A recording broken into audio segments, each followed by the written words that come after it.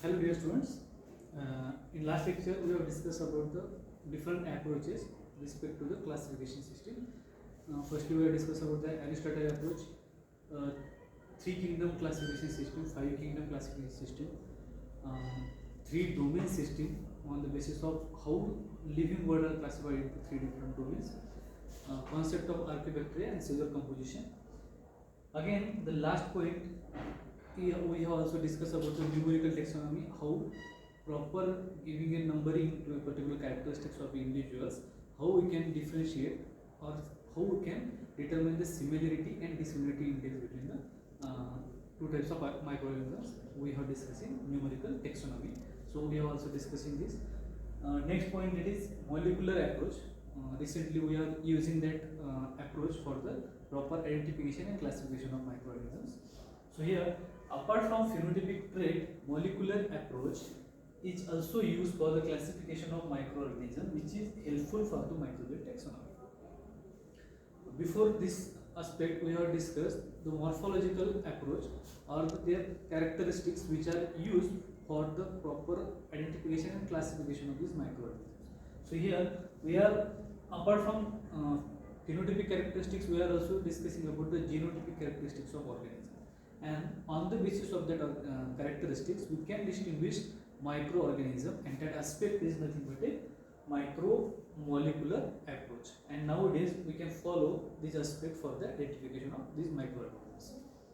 For identification and classification of bacteria, a range of criteria like morphological, cultural characteristics, photosynthetic ability, biochemical characteristics, or apart from that their immunological characteristics, etiological characteristics have been studied, and on that basis more organisms are classified by using these characteristics. Here we have to discuss about what are the morphological characteristics, on what aspect morphologically microorganisms are distinguished with one another, cultural characteristics, what are the cultural characteristics, biochemical characteristics, how they are distinguished with one another, nutritional requirement, how microorganisms are distinguished on the basis of their nutritional requirement, physiological properties, how they are physiologically different with one another, serology, DNA based composition, whether they are distinguished on the basis of their DNA structure, we have to discuss, nucleic acid hybridization. It is in this aspect we have to discuss about the molecular aspect or molecular study of that microorganism, so that we can distinguish properly with one another. Externally, as we have observed, we can normally say they are nothing but a look like similar, but on the basis of the molecular study we can define on the basis of genetical level they are different with one another, on what factor we have to determine. Also we have discussed about the 16S RNA sequencing, and it is nothing but a recent technique on what that basis we can identify particular organisms on genetical level, or by using that 16RNA sequencing we can determine the evolutionary how that organism is evolutionary similar with that particular common ancestor, or to follow the common ancestor, or they are following another group of organisms. So in this molecular approach we will discuss all these characteristics. So let's start one by one. So it is nothing but a we have to discuss about the major characteristics which are used for the classification of organism in taxonomy. Here in this diagram you can see a typical bacterial cell in which some labels are given. It is nothing but a sectional view of bacterial cells. It is nothing but rod shaped bacteria. Here this structure is nothing but a flagella which is present at either one end or both the end of that bacterial cells. It is nothing but a resistant structure, that is endospore. All organisms didn't have this ability to produce endospore. It is a resistant structure. So at extreme environment they can produce that particular resistant structure. It is nothing but endospore. It is nothing but capsule. It is the outermost covering of the bacterial cells. Cell wall, which composed or present between capsule and above the which enclose the cytoplasmic membrane of that cytoplasmic component of the bacterial cells.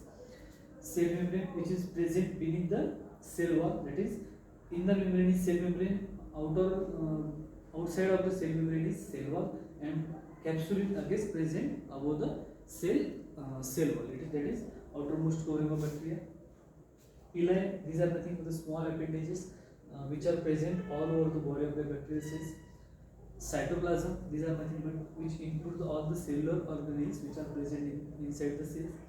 Ribosomes, chromosomes, and plasma. It is nothing but a extra chromosomal DNA, and chromosome nothing but a nuclear material of that particular bacteria. So it is nothing but a basic or typical bacterial cell diagram where we can define the different cellular organelles which are present. So here in this we have to discuss about the identification of organism is the process of determining the species. We are identifying that particular organism on the basis of their characteristics. Various characteristics of the organism are determined by appropriate observations and tests. These are then compared with the published descriptions of the various species. Identification of microorganism is done on the basis of these characteristics we have already discussed. So here on the basis following that particular characteristics, we have to carry out different tests, or we have to study that particular characteristics of that organism by performing different tests. For each test, we require different cultural media, different staining reagents, different microscopes. On that basis, we can collect the particular data of that particular individuals, that organisms, and we have to compare that characteristics or the data with published data which already have been published in the field of microbiology, that we can say nothing but a Burgess Manual of Systematic Bacteriology, in which 4 volumes are present, and in that basic or we can say details description about the different microorganisms have been given.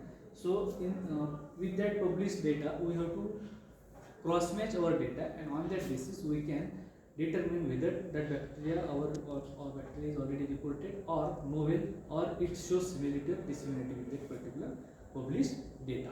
If our data is not matched 100%, we can say it is nothing but a strains of that particular species, or it is nothing but a new species. So depending upon whether that data is published, we can say it is reported. If that record didn't show any match with that particular organism, we can say it is nothing but a novel organism which is not recovered or reported previously. So here first we will discuss about the morphological characteristics. It is nothing but a external appearance of that organism under microscope. So in these morphological characteristics, we can define different characteristics of organisms. So determination of morphological features usually requires studying individual cells of pure cultures. Microorganisms are very small in size, usually expressed in the micrometer. Normally you can say bacteria are very small in size, and their size normally measured in the micrometer form. They are normally size of that particular bacteria are measured in the measuring parameter, that is nothing but a micrometer, and the range of the bacterial cell is nothing but 1 to 3 or 4, 5 micrometer. So in some cases spirochetes or the spirochete bacteria, they are nothing but somewhat longer than that particular normal type of bacteria. So they are counted in the micrometer in measurement. So for studying that particular morphological characteristics, we require bacteria in the pure form or pure culture. Pure culture is nothing but a type of a single type of growth of a particular organisms. When we culture that particular organism, it shows characteristics single type of colony on that particular media, and when we stain that colony by using different staining methods, we can observe under microscope that cells appears are uniform in size or shape. Here we can in diagram we can see they are nothing but a rod shaped bacteria. The size is nothing but all are rods. We cannot observe coca in that particular pure culture. Only one type of culture we can observe, and that called as a pure culture. So to observe the morphological characteristics, we require organism in the pure form, that is single type of organisms. The size, shape and arrangement of cells are determined by microscopic examination of stain smears. So here after preparing a smear of that organism after heat fix, we can use different staining reagents. On that basis, that proper cell acquired a color, whether it is crystal violet or saponin. We are differentiate that particular organism into whether they are gram positive or gram negative.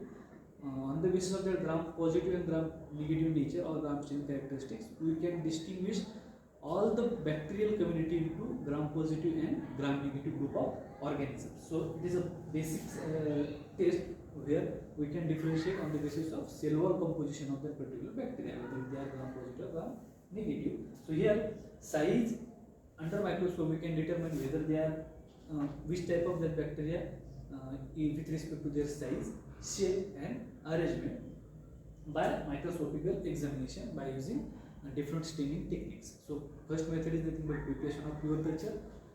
After that we have to prepare a proper smear of that organism.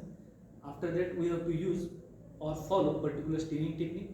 After staining we can observe that particular organism under microscope so that we can observe whether they are gram positive or gram negative, whether they are cocci or short rods or long rods, spirochetes or comma shape vibroids. On that shape we can determine that organism belong to which category. Also we can also observe the arrangement of the bacteria. They are whether singly arranged or they are present in the group or in chain. On the basis of that arrangement we can distinguish with one another. Examination of living organism in a hanging drop preparation shows motility. Apart from that particular size, shape and arrangement, we have to observe for a organism his ability to locomotion, or we can say motility. Motility we can observe by using hanging drop method, in which a cavity slide are used and liquid culture or broth culture we have to use for to observe the motility of that particular organism. So by particular hanging drop technique we can observe determine that organism are motile or non-motile. So we can also observe this under microscope. So organisms are differentiated on the basis of various staining reactions. Frequently used staining methods are gram stain. Okay, so on that basis we can distinguish between they are gram positive or gram negative. Acid fast staining, they are